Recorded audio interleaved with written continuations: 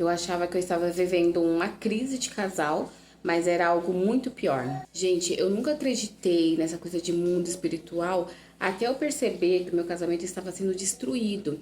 E era por algo que eu não via, mas por algo que eu sentia. E antes disso tudo acontecer, o meu casamento era um casamento maravilhoso, porque era um casamento leve, um casamento saudável. Eu e meu marido, a gente vivia rindo, a gente conversava sobre tudo, nós fazíamos vários planos. Claro que não era assim um casamento perfeito, mas era um casamento muito verdadeiro. Existia ali muita parceria, muito carinho.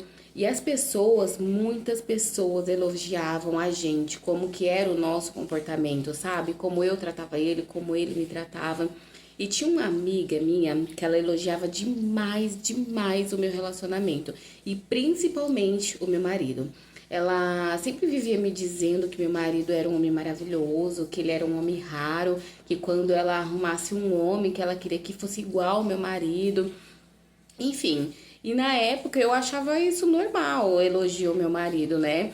Então, assim, eu nunca desconfiei de nada. Só que aí, com o tempo, as coisas começaram a mudar, porque eu e meu marido começamos a ter várias discussões bobas, assim, por motivo fútil, sabe?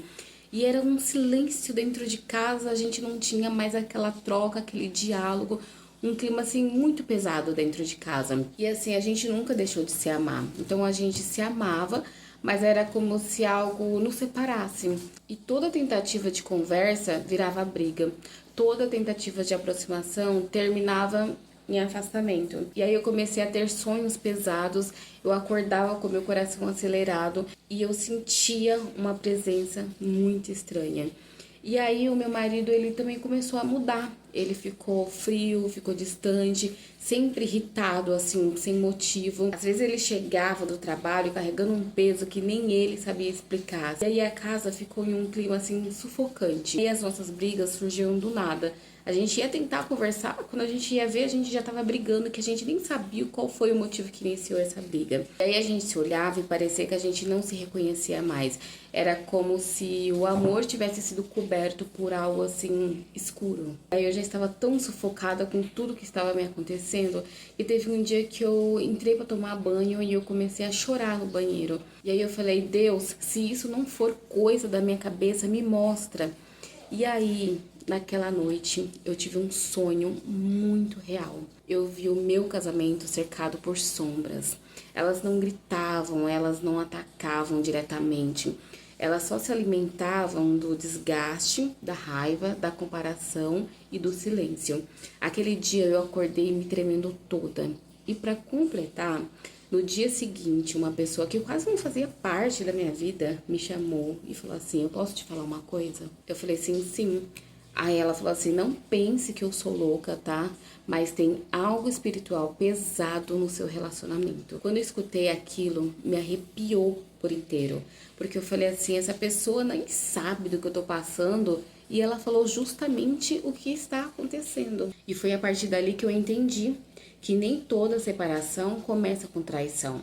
Algumas começam no mundo espiritual, quando o casal abre brechas, quando você permite comparações, energias de fora, elogios que parecem inofensivos, mas não são. E aí, o que eu fiz?